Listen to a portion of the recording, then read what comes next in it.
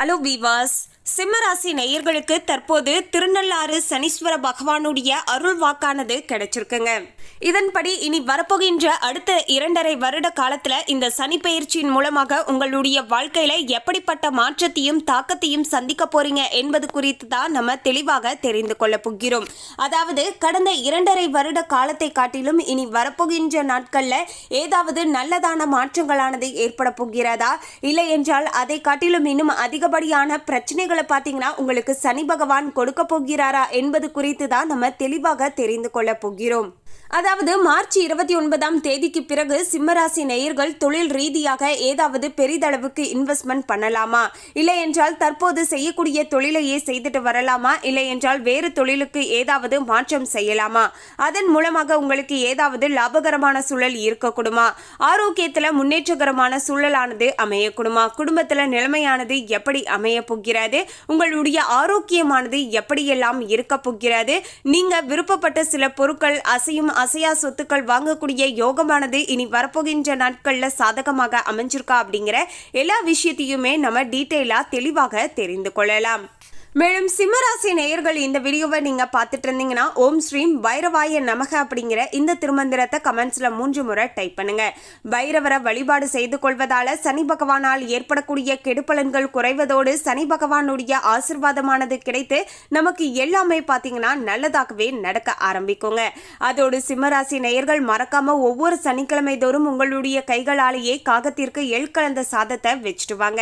இதன் மூலமாக பாத்தீங்கன்னா உங்களுக்கு புண்ணியமானது கிடைக்கும், பாவங்கள் குறையும், தன்னால எல்லா விதமான நன்மைகளும் நடக்க ஆரம்பிக்கும். அதுக்கு முன்னாடி இன்னும் நம்ம சேனலை சப்ஸ்கிரைப் பண்ணலனா சப்ஸ்கிரைப் பண்ணிடுங்க. அப்படியே பக்கத்துல இருக்கக்கூடிய பெல் ஐகானையும் பிரஸ் பண்ணுங்க. வாங்க வீடியோக்குள்ள போகலாம். 29/3/2025 வரப்போகின்ற சனிக்கிழமை அன்று தான் சனி அமாவாசை அன்று இந்த ஒரு சனி பெயர்ச்சியும் ஏற்பட போகிறது. இதே நாளிலேயே சூரிய கிரகணமும் ஏற்பட உள்ளது என்பது குறிப்பிடத்தக்க ஒரு விஷயமாகவே அமைஞ்சிருக்குங்க. கிட்டத்தட்ட 30 வருஷத்துக்கு அப்புறமேட்டு மீண்டும் பாத்தீங்கன்னா மீன ராசியில சனியுடைய பெயர்ச்சியானது ஏற்பட்டு தன்னுடைய சுப மற்றும் அசுப பலன்களை பாத்தீங்கன்னா கொடுக்க போகிறார். ஒவ்வொரு ராசியிலையுமே சனி பகவான் 2.5 வருடம் சஞ்சாரம் செய்வார். அனைத்து ராசிகளையும் கடந்து வர கிட்டத்தட்ட 30 ஆண்டுகள் ஆகும் அப்படின்னே சொல்லலாங்க.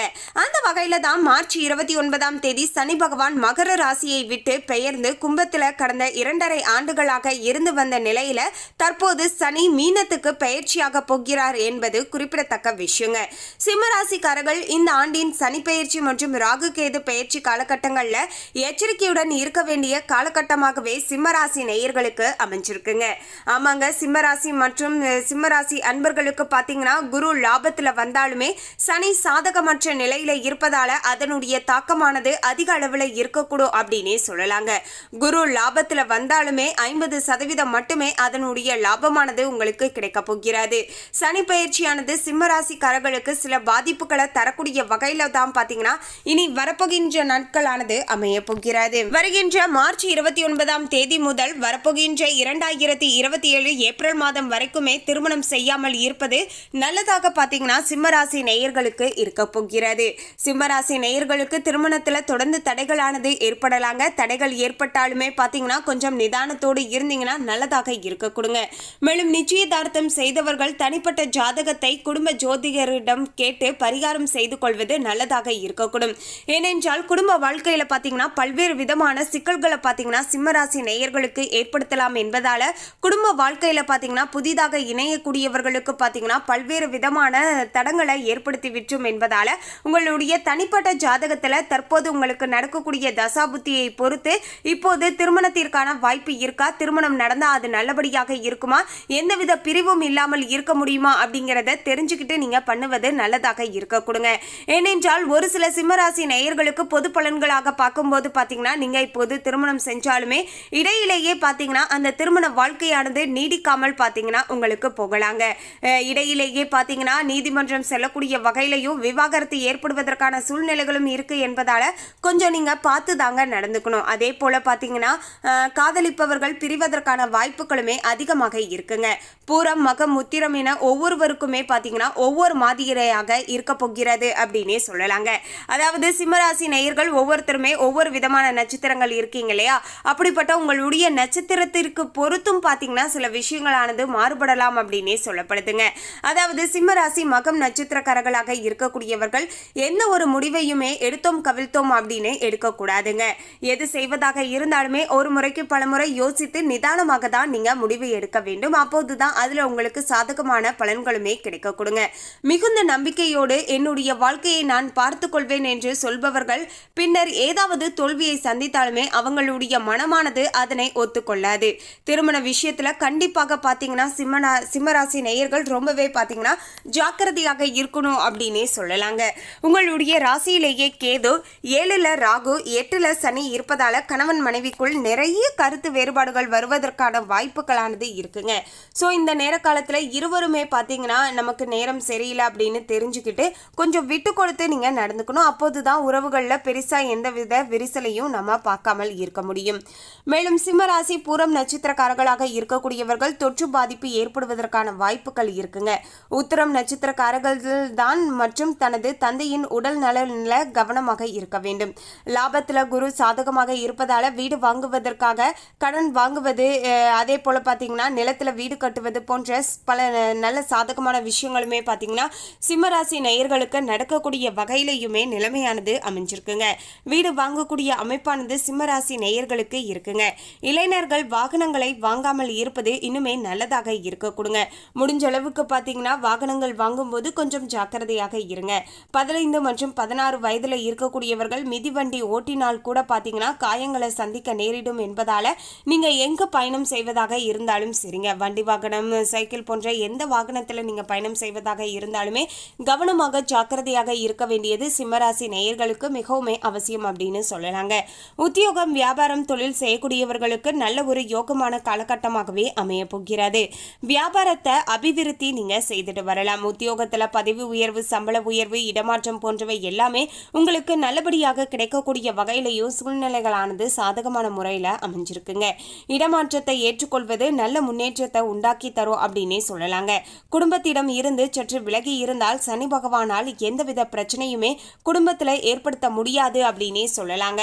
அதே போல பாத்தீங்கன்னா நீங்களுமே பாத்தீங்கன்னா சின்ன சின்ன பிரச்சனைகள் வருது அப்படின்னா நீங்க கொஞ்சம் அதை கண்டும் காணாமலேயும் போயிடணுங்க. அதாவது அந்த பிரச்சனையை நாமளுமே ரொம்ப பேசி பேசி பேசி பெரிதாக்கி குடும்பத்துல இன்னுமே அதிகப்படியான சண்டையை ஏற்படுத்தக்கூடாதுங்க. சில இடங்கள்ல பாத்தீங்கன்னா நமக்கு இப்போது நேரமே சரியில்லை அப்படின்னு சில இடங்கள்ல கொஞ்சம் மௌனமாக இருப்பது பாத்தீங்கன்னா உங்களுடைய குடும்ப வாழ்க்கைக்கு நல்லதாக இருக்கும் அப்படின்னே சொல்லலாங்க. மேலும் பாத்தீங்கன்னா மகம் நட்சத்திரக்காரர்களுக்கு அனைத்து விதமான நன்மைகளுமே கிடைக்கக்கூடிய வகையிலையுமே இருப்பினுமே முடிவெடுப்பதில் தவறு நிகழ்வதற்கான வாய்ப்புகளுமே சிம்மராசி நேயர்களுக்கு இருக்கு என்பதால கொஞ்சம் பார்த்து தான் நீங்க எதுவாக இருந்தாலும் செய்யணும். மாணவர்கள் நண்பர்களை தேர்ந்தெடுப்பதில் கவனமாக இருக்க வேண்டும். விடுதியில தங்கி இருக்கக்கூடியவர்கள், உயர் கல்விக்காக வெளியூர் சென்று உள்ளவர்கள் ஆரோக்கியத்துல ரொம்பவே ஜாக்கிரதையாக இருக்க வேண்டுங்க. குறிப்பாக சொல்லணும்னா வயிறு, காலு, எலும்பு தொடர்பான விஷயங்கள்ல கவனமாக இருக்க வேண்டும்.